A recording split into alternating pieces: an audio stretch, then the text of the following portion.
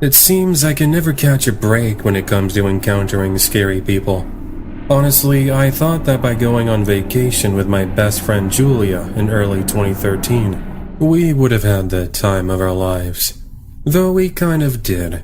One night in question almost saw Julia and I miss our flight back home. Here's what ended up happening. We ended up vacationing in a popular resort town in Mexico as a way of celebrating our graduation from university. This would put us at both 24 years of age. Julia and I mostly stayed at the hotel, taking advantage of the spas, the swimming pools, the tanning on the beach, and enjoying the drinks that were on tap. Occasionally, we did take a couple of tours during our 2-week stay, but one night in particular saw us going to a very popular bar/restaurant. It was just across the street from our hotel, and was themed around caballeros, cowboys, if you don't speak Spanish. Anyways, Julia and I head over there at around 9 p.m., and we get in line to enter the restaurant, as it was really packed. Finally, 20 or so minutes later, we find a seat at the bar. We both ended up ordering some strawberry margaritas and some chips with guacamole, as we sat there watching people dance and listening to the music. We eventually joined in on the fun, dancing for what seemed like an eternity, while making complete fools of ourselves. I mean, hey, it's vacation, so it is nice to get out of your comfort zone every now and then. During one of the more fast-paced songs, I ended up bumping into someone, causing their drink to spill. Honestly, I expected to be yelled at for my clumsiness, but instead the man, who was dressed sharply in a dark suit, offers his apology, and then he asks me in broken English if I wanted to get a drink with him. Mind you, by this point, Julia was separated from me, due to the large crowd of dancers. I tell him I already had enough drinks, but he kept on insisting, saying it was his treat. Come on now, don't be so shy. It's a tradition here in Mexico to buy drinks for others. You don't have to worry. Yes, the man was handsome and he looked nice, but again, I didn't want to trust a stranger. That's why I start to walk away from him, trying to locate Julia.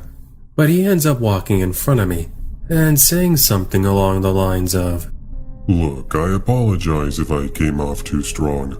I'm the owner of this place, and it's sort of my thing to treat people who aren't from around here.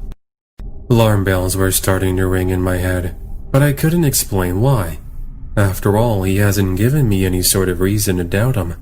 The only sort of concern I have is that I was in a part of the world where I spoke just enough of the language to make out just a few certain phrases and words.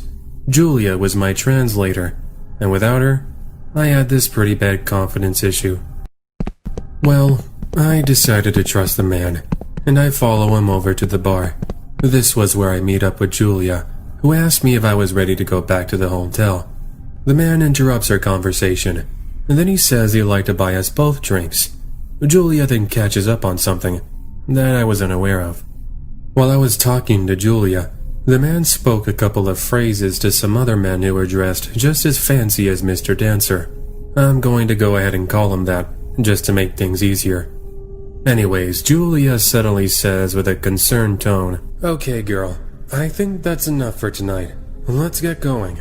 She grabs a hold of my hand, and we start to briskly make our way out of the restaurant. Slow down, Julia. What's going on? Don't tell me you didn't understand what the man told the others. No? What did he say? At this point, we're just a 30 or so second walk from the traffic light. He told them we were a great catch, and that whatever they did, they weren't allowed to lose sight of us, or they would be in a lot of trouble. Your guess is as good as mine to what that meant, but things weren't over just yet. Out of nowhere, we begin to hear running footsteps approaching us, and we see it's Mr. Dancer and 5 other men. Hold on. You dropped your wallet, miss. We almost fell for it, but I remembered the only thing on my person were pesos and my passport. This was obvious, which was why we booked it to the hotel, half expecting them to follow us in there. Instead, we can see them begin to make their way into a van, where we soon lose sight of them. One of the hotel staff notices that we were out of breath, and then he asks us if everything was alright. We give him a rundown of what had occurred, and suddenly he grows cold and calls over a manager.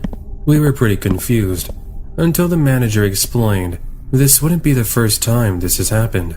Apparently, it's a pretty common theme for people involved with crime to try and lure and trick foreigners into thinking they can be trusted.